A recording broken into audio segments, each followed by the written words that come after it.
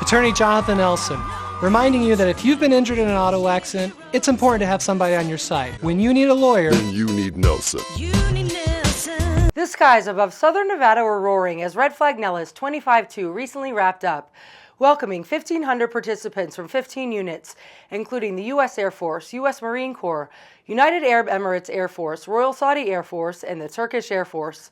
Joining us tonight is U.S. Air Force Master Sergeant Garrett Fintel, detailing how electronic integrated system mechanics troubleshoot an F-16 Viper that was down for maintenance. Let's check this one out. Over here we're working on a lot of radar repair. It's a new system of ours. It's actually been very maintenance friendly since we've had it, and we got it probably around COVID timeframe. But now we're kind of flying it enough to where things are starting to break, and we're having to essentially just try and figure out the system ourselves. That incorporates a lot of just working with the engineers. Red Flag 25-2 marks the exercise's 50th anniversary and aligns with the National Defense Strategy. Avionics, if you ask anybody in the Air Force and maintenance what they do, they'll say box swappers or something like that. This is the actual core of what we do. It's getting into the wiring and stuff like that, and it's giving these guys some experience to actually do the hard jobs and try and understand our systems a lot more so that we can give these jets to the pilots, and basically and then increases their knowledge for our next trip. It's a new system, like I said, but it does integrate with a system that's older than I am.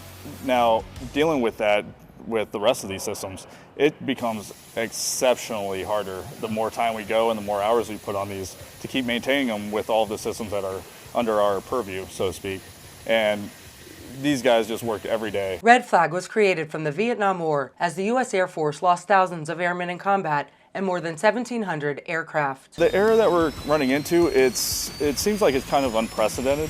The fault trees that we have aren't necessarily pointing us in the right direction, because this is a system that 99% of the time it'll tell you what's wrong and point you in the right direction. If you have a million paths to take, it'll bring it down to about 5. Right now we're not getting any of that information, so we're trying to eliminate those millions of paths ourselves. Time's pretty precious. We only have 2 goes a day. They want these jets. These are very important and capable jets for them, and we need to get it to them. Studies determined that the initial 10 combat missions were most dangerous for air crews, so the Air Force refined its battle readiness capabilities in the form of Red Flag. Everyone else just does their part in it.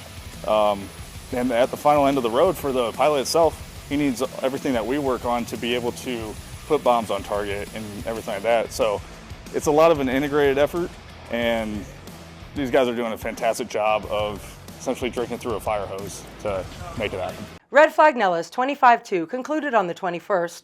Reporting from Old Las Vegas, I'm Maria Centers for News 25.